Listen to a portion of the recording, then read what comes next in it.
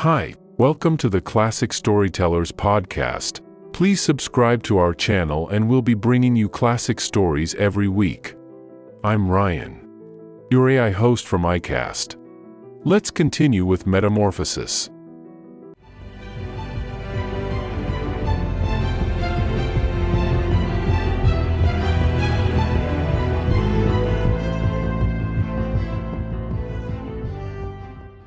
Chapter 2 Part 2.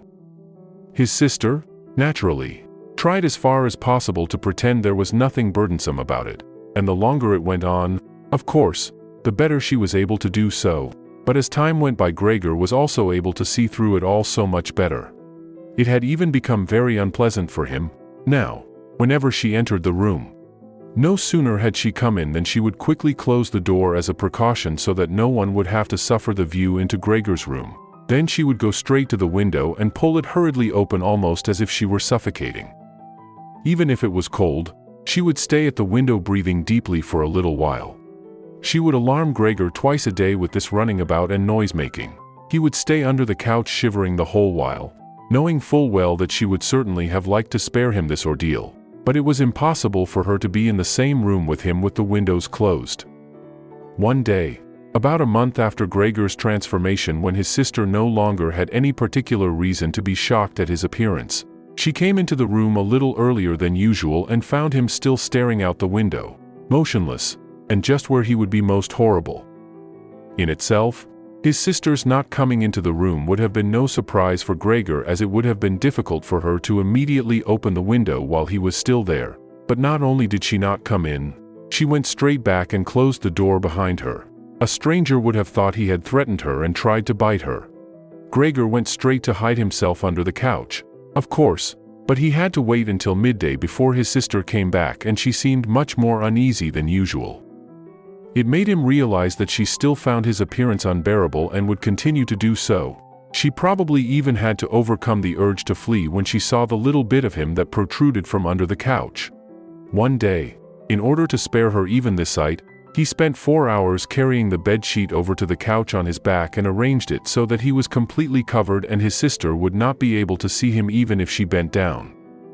If she did not think this sheet was necessary, then all she had to do was take it off again, as it was clear enough that it was no pleasure for Gregor to cut himself off so completely. She left the sheet where it was. Gregor even thought he glimpsed a look of gratitude one time when he carefully looked out from under the sheet to see how his sister liked the new arrangement. For the first 14 days, Gregor's parents could not bring themselves to come into the room to see him.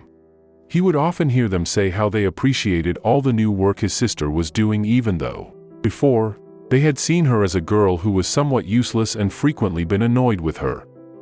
But now the two of them, father and mother, would often both wait outside the door of Gregor's room while his sister tidied up in there, and as soon as she went out again she would have to tell them exactly how everything looked, what Gregor had eaten, how he had behaved this time, and whether, perhaps, any slight improvement could be seen. His mother also wanted to go in and visit Gregor relatively soon, but his father and sister at first persuaded her against it. Gregor listened very closely to all this, and approved fully. Later, though, she had to be held back by force, which made her call out, "Let me go and see Gregor. He is my unfortunate son. Can't you understand I have to see him?" Gregor's wish to see his mother was soon realized. Out of consideration for his parents, Gregor wanted to avoid being seen at the window during the day. The few square meters of the floor did not give him much room to crawl about. It was hard to just lie quietly through the night. His food soon stopped giving him any pleasure at all, and so, to entertain himself, he got into the habit of crawling up and down the walls and ceiling. He was especially fond of hanging from the ceiling. It was quite different from lying on the floor. He could breathe more freely. His body had a light swing to it, and up there, relaxed and almost happy, it might happen that he would surprise even himself by letting go of the ceiling and landing on the floor with a crash. But now, of course, he had far better control of his body than before and, even with a fall as great as that, caused himself no damage. Very soon his sister noticed Gregor's new way of entertaining himself. He had, after all, left traces of the adhesive from his feet as he crawled about, and got it into her head to make it as easy as possible for him by removing the furniture that got in his way, especially the chest of drawers and the desk. Now, this was not something that she would be able to do by herself. She did not dare to ask for help from her father. The 16-year-old maid had carried on bravely since the cook had left, but she certainly would not have helped in this. She had even asked to be allowed to keep the kitchen locked at all times and never to have to open the door unless it was especially important. So his sister had no choice but to choose some time when Gregor's father was not there and fetch his mother to help her. As she approached the room, Gregor could hear his mother express her joy, but once at the door she went silent. First, of course, his sister came in and looked round to see that everything in the room was all right, and only then did she let her mother enter. Gregor had hurriedly pulled the sheet down lower over the couch and put more folds into it so that everything really looked as if it had just been thrown down by chance. Gregor also refrained, this time, from spying out from under the sheet.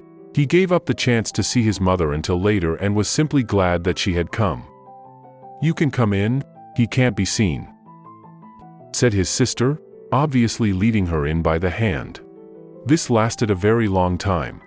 After laboring at it for 15 minutes or more, his mother said it would be better to leave the chest where it was. For one thing, it was too heavy for them to get the job finished before Gregor's father got home, and leaving it in the middle of the room it would be in his way even more. And for another thing, it wasn't even sure that taking the furniture away would really be any help to him.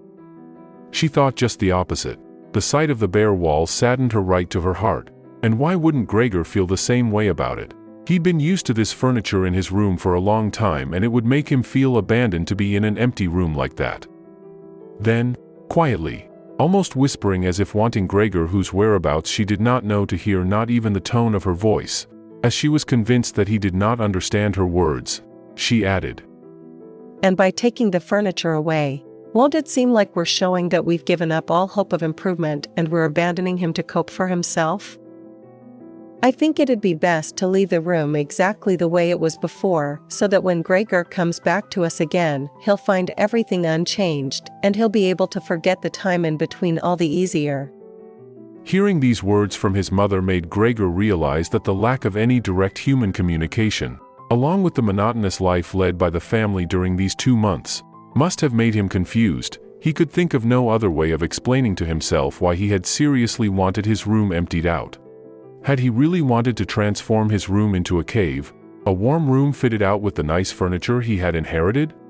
That would have let him crawl around unimpeded in any direction, but it would also have let him quickly forget his past when he had still been human.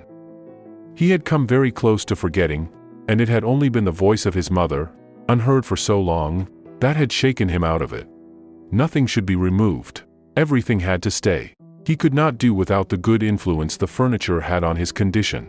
And if the furniture made it difficult for him to crawl about mindlessly, that was not a loss but a great advantage. His sister, unfortunately, did not agree. She had become used to the idea, not without reason, that she was Gregor's spokesman to his parents about the things that concerned him. This meant that his mother's advice now was sufficient reason for her to insist on removing not only the chest of drawers and the desk, as she had thought at first, but all the furniture apart from the all-important couch. It was more than childish perversity, of course, or the unexpected confidence she had recently acquired, that made her insist. She had indeed noticed that Gregor needed a lot of room to crawl about in, whereas the furniture, as far as anyone could see, was of no use to him at all. Girls of that age, though, do become enthusiastic about things and feel they must get their way whenever they can. Perhaps this was what tempted Grete to make Gregor's situation seem even more shocking than it was, so that she could do even more for him. Grete would probably be the only one who would dare enter a room dominated by Gregor crawling about the bare walls by himself. So she refused to let her mother dissuade her. Gregor's mother already looked uneasy in his room. She soon stopped speaking and helped Gregor's sister to get the chest of drawers out with what strength she had. The chest of drawers was something that Gregor could do without if he had to, but the writing desk had to stay. Hardly had the two women pushed the chest of drawers, groaning, out of the room than Gregor poked his head out from under the couch to see what he could do about it. He meant to be as careful and considerate as he could, but, unfortunately, it was his mother who came back first, while Grete in the next room had her arms round the chest, pushing and pulling at it from side to side by herself without, of course, moving it an inch. His mother was not used to the sight of Gregor. He might have made her ill, so Gregor hurried backwards to the far end of the couch. In his startlement, though, he was not able to prevent the sheet at its front from moving a little. It was enough to attract his mother's attention. She stood very still, remained there a moment, and then went back out to Grete. Gregor kept trying to assure himself that nothing unusual was happening. It was just a few pieces of furniture being moved after all, but he soon had to admit that the women going to and fro, their little calls to each other, the scraping of the furniture on the floor, all these things made him feel as if he were being assailed from all sides. With his head and legs pulled in against him and his body pressed to the floor, he was forced to admit to himself that he could not stand all of this much longer. They were emptying his room out, taking away everything that was dear to him. They had already taken out the chest containing his fretsaw and other tools. Now they threatened to remove the writing desk with its place clearly worn into the floor, the desk where he had done his homework as a business trainee. At high school, even while he had been at infant school, he really could not wait any longer to see whether the two women's intentions were good. He had nearly forgotten they were there anyway, as they were now too tired to say anything while they worked and he could only hear their feet as they stepped heavily on the floor. So, while the women were leant against the desk in the other room catching their breath, he sallied out, changed direction 4 times not knowing what he should say first before his attention was suddenly caught by the picture on the wall, which was already denuded of everything else that had been on it, of the lady dressed in copious fur. He hurried up onto the picture and pressed himself against its glass. It held him firmly and felt good on his hot belly. This picture at least, now totally covered by Gregor, would certainly be taken away by no one. He turned his head to face the door into the living room so that he could watch the women when they came back. They had not allowed themselves a long rest and came back quite soon. Grete had put her arm around her mother and was nearly carrying her. What shall we take now then? Her eyes met those of Gregor on the wall. Perhaps only because her mother was there, she remained calm, bent her face to her so that she would not look round and said, albeit hurriedly and with a tremor in her voice, Come on. Let's go back in the living room for a while. Well, she could certainly try it. He sat unyielding on his picture. He would rather jump at Grete's face, but Grete's words had made her mother quite worried. She stepped to one side, saw the enormous brown patch against the flowers of the wallpaper, and before she even realized it was Gregor that she saw screamed. Oh God! Oh God! Gregor! That was the first word she had spoken to him directly since his transformation. She ran into the other room to fetch some kind of smelling salts to bring her mother out of her faint. Gregor wanted to help too. He could save his picture later, although he stuck fast to the glass and had to pull himself off by force. Then he, too, ran into the next room as if he could advise his sister like in the old days. But he had to just stand behind her doing nothing. She was looking into various bottles. He startled her when she turned round. A bottle fell to the ground and broke. A splinter cut Gregor's face. Some kind of caustic medicine splashed all over him. Now, without delaying any longer, Grete took hold of all the bottles she could and ran with them into her mother. She slammed the door shut with her foot. So now Gregor was shut out from his mother, who, because of him, might be near to death.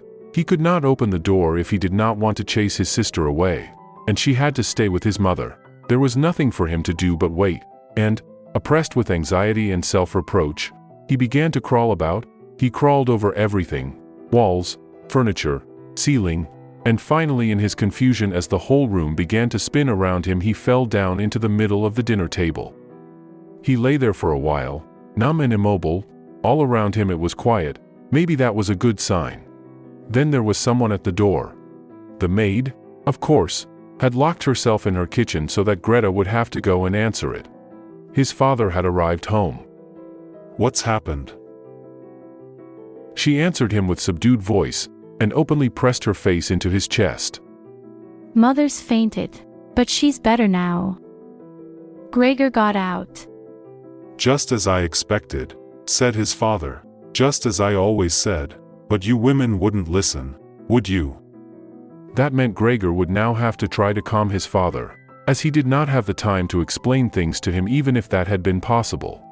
So he fled to the door of his room and pressed himself against it so that his father, when he came in from the hall, could see straight away that Gregor had the best intentions and would go back into his room without delay, that it would not be necessary to drive him back but that they had only to open the door and he would disappear. His father, though, was not in the mood to notice subtleties like that. Gregor drew his head back from the door and lifted it towards his father. He really had not imagined his father the way he stood there now. Of late, with his new habit of crawling about, he had neglected to pay attention to what was going on the rest of the flat the way he had done before. He really ought to have expected things to have changed. But still, was that really his father?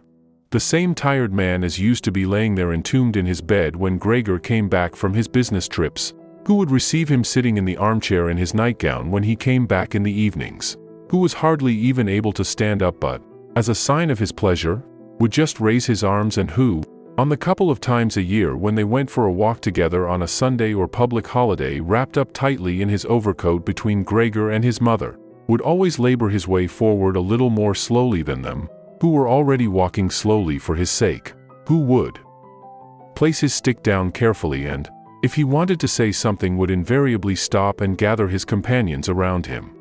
He was standing up straight enough now, dressed in a smart blue uniform with gold buttons, the sort worn by the employees at the banking institute. Above the high, stiff collar of the coat his strong double chin emerged. Under the bushy eyebrows, his piercing, dark eyes looked out fresh and alert.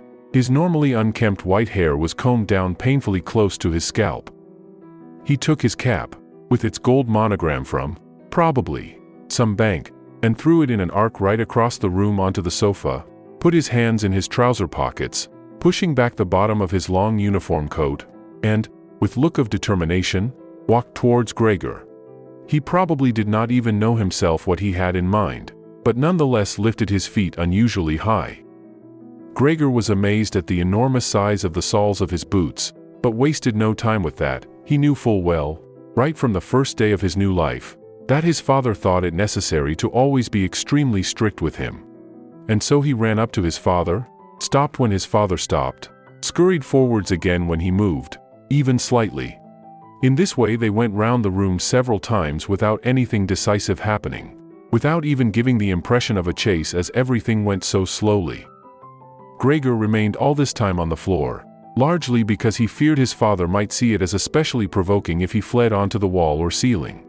Whatever he did, Gregor had to admit that he certainly would not be able to keep up this running about for long. As for each step his father took, he had to carry out countless movements. He became noticeably short of breath. Even in his earlier life his lungs had not been very reliable.